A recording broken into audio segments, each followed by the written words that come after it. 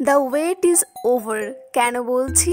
আজ আমি চলে এসেছি একটা নতুন সুপার হিরো অ্যাডভেঞ্চার নিয়ে। আই নো মার্ভেল ফ্যানরা বছরের পর বছর অপেক্ষা করছে, আর অবশেষে তা ঘটলো, অর্থাৎ ফ্যান্টাস্টিক ফোর ফার্স্ট স্টেপ চলে এসেছে। এই ফিল্ম মার্ভেল ইউনিভার্সের নতুন চ্যাপ্টার, যেখানে রয়েছে সায়েন্স, অ্যাকশন আর একটা আলাদা ইমোশনাল টাচ, যা আমাদের নিতে চলেছে একটা নতুন ডাইমেনশনে। আজকের ব্যাখ্যায় তোমরা জানতে পারবে গ্যালাক্টাস কে, সিলভার সার্ফার কিভাবে যুক্ত হয়েছে, আরো এমন কিছু তথ্য যা বদলে দেবে মার্ভেল ইউনিভার্সের ভবিষ্যৎ। একটি ছোট্ট রিকোয়েস্ট, চ্যানেলটিকে সাবস্ক্রাইব করে দেবেন এমন সব দারুণ এক্সপ্লেনেশন শোনার জন্য। So without wasting any single time, চলুন দেখি কিভাবে চারজন প্রতিভাশালী ব্যক্তি হয়ে উঠেছে মার্ভেলের iconic team the fantastic four.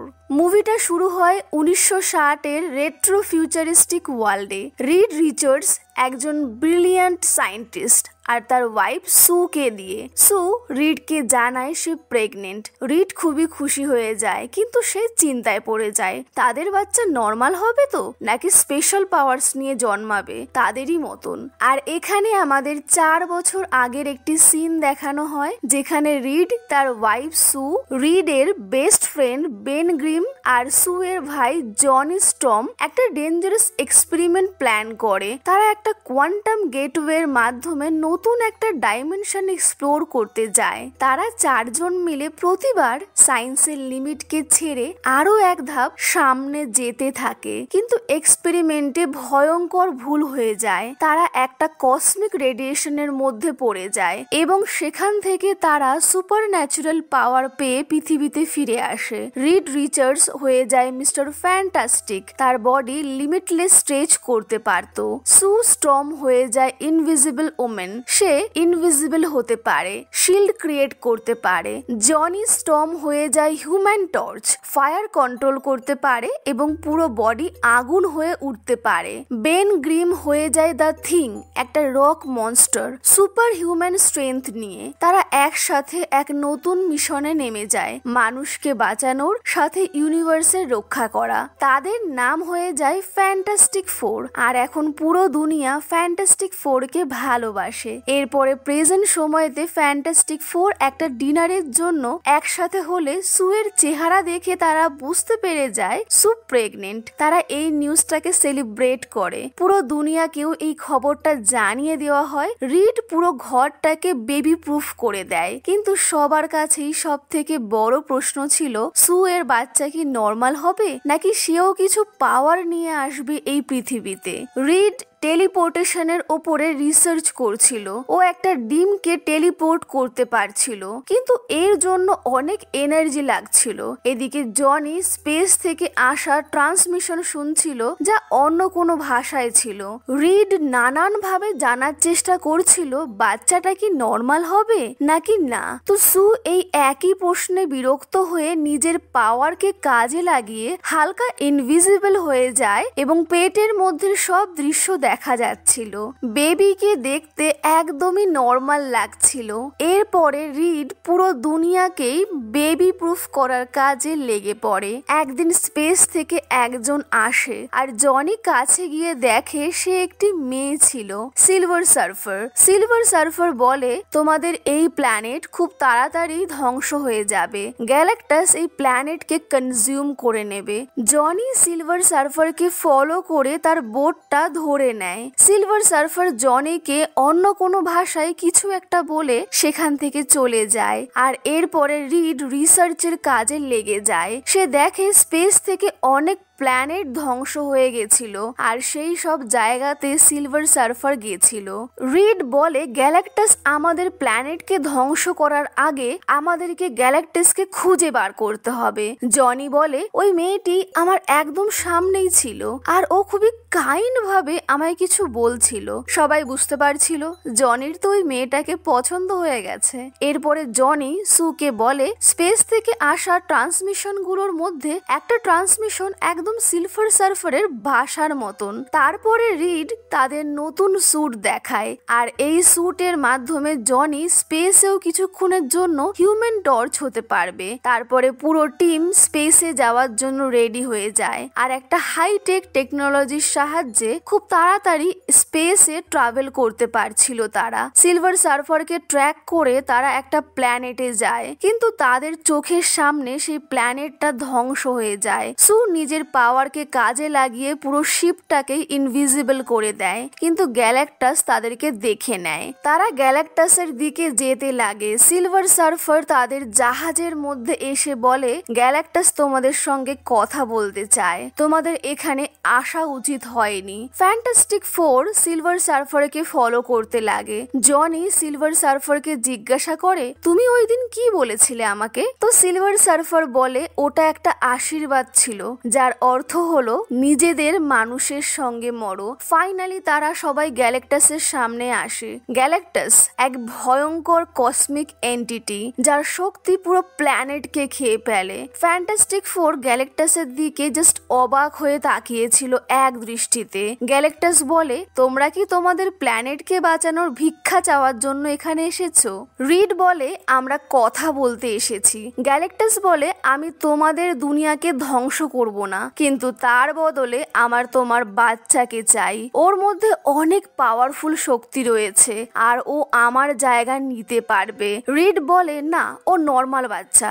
সু বলে, আমি কখনোই আমার বাচ্চাকে দেব না। গ্যালাক্টাস তার শক্তিকে ইউজ করে, আর সু এর লেবার পেইন শুরু হয়ে যায়। জনি গ্যালাক্টাসের ওপরে হামলা করে দেয়, আর সবাই সেখান থেকে পালাতে লাগে। জনি স্পেসে বেশিক্ষণ হিউম্যান টর্চ হয়ে থাকতে পারবে না, তো সু নিজের পাওয়ারকে কাজে লাগিয়ে সিলভার সার্ফারকে দূরে ছুঁড়ে ফেলে দেয়, আর কোনোভাবে তারা শিপের মধ্যে চলে আসে। সিলভার সার্ফার এক মুহূর্তের জন্য তাদের বাচ্চার কাছে চলেই এসেছিল। তখনই জনি এসে সিলভার সার্ফারকে আটকায়। রিড একটা ব্ল্যাক হোলের কোড দিয়ে তার দিকে এগিয়ে যায়। 30 সেকেন্ডের জন্য সু শিপটাকে ইনভিজিবল করে দেয়। সিলভার সার্ফারকে চোখের নিমেষে চকমা দিয়ে ব্ল্যাক হোলে ফাঁসিয়ে দেয়, আর নিজেরা সেখান থেকে একটুর জন্য বেঁচে যায়। স্পেসেই সু এর বাচ্চা ছেলে হয়, যার নাম রাখে ফ্র্যাঙ্কলিন। ফ্যান্টাস্টিক ফোর তাদের প্ল্যানেটে ফিরে আসে। সবাই ফ্র্যাঙ্কলিনের ওয়েলকাম করছিল।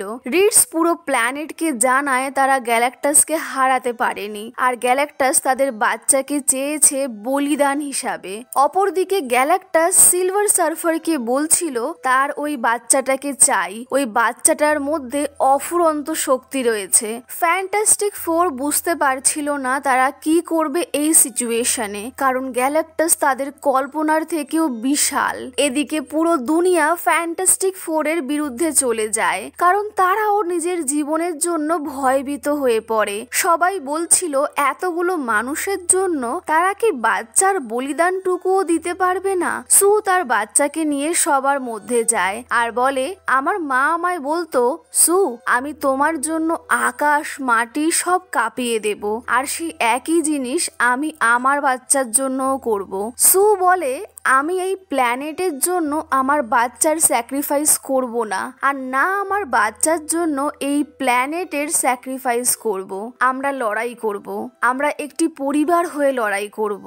সু এর আকাশ মাটি কাঁপিয়ে দেব এই কথাটা শুনে রিডের মাথায় একটা আইডিয়া আসে। রিড চাইছিল ওই ডিমটার মতন পুরো পৃথিবীটাকেই অনেক দূরে মুভ করতে, যেখানে গ্যালাক্টাস পৌঁছাতে পারবে না।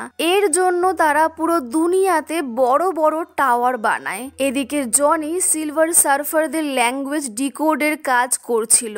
অবশেষে পুরো দুনিয়াকে মুভ করার দিন চলে আসে। সব টাওয়ার্স অন করা হয়, কাউন্টডাউনও শুরু হয়ে যায়, কিন্তু তখনই সেখানে সিলভার সার্ফার চলে আসে, আর সে এক এক করে সব টাওয়ার ধ্বংস করে দেয়, যার ফলে ফ্যান্টাস্টিক ফোরের মিশন ফেল হয়ে যায়। জনি সিলভার সার্ফারের সঙ্গে ফাইট করে, আর জনি সব জায়গাতে সিলভার সার্ফারের ভাষার মেসেজ চালিয়ে দেয়। মেসেজটার মধ্যে সিলভার সার্ফারের নাম নেওয়া হয় শালাবাল। জনি শালাবালের ভাষায় কথা বলে। জনি শালাবালের ব্যাপারে সব জেনে গেছিল। শালাবাল একটি সায়েন্টিস্ট গ্রহ থেকে বিলং করে। গ্যালাক্টাস যখন ওর গ্রহ ধ্বংস করতে এসেছিল, শালাবাল নিজের প্ল্যানেটকে বাঁচানোর জন্য গ্যালাক্টাসের গুলামি শুরু করে।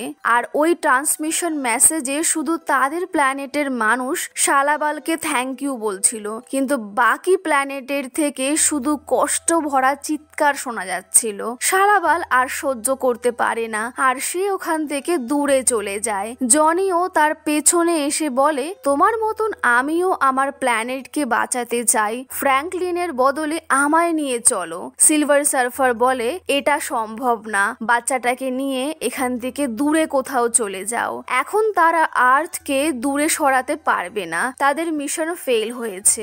রিডের মাথায় আর একটা আইডিয়া আসে যে তারা গ্যালাক্টাসকেই এখানে নিয়ে আসবে আর টাইম স্কোয়ারের দ্বারা টেলিপোর্ট করে এমন জায়গায় পাঠিয়ে দেবে যেখান থেকে সে ফিরে আসতে পারবে না। এই কাজের জন্য তাদেরকে 37 সেকেন্ডের জন্য গ্যালাক্টাসকে টাইম স্কোয়ারের মধ্যে রাখতে লাগবে। গ্যালাক্টাসকে আনার জন্য ফ্র্যাঙ্কলিনকে চারা হিসাবে ব্যবহার করা হবে। প্রথমে সবাই না মানলেও পরে তারা বুঝতে পারে এটাই একমাত্র উপায়। এই মিশনটার জন্য পুরো দুনিয়াকে খালি করতে লাগবে। তো আন্ডারগ্রাউন্ড লিডার হার্বির সাহায্যে সবাইকে আন্ডারগ্রাউন্ডে পাঠিয়ে দেওয়া হয়। ফ্র্যাঙ্কলিনকে টাইম স্কোয়ারের মাঝখানে রাখা হয়। গ্যালাক্টাস চলে আসে।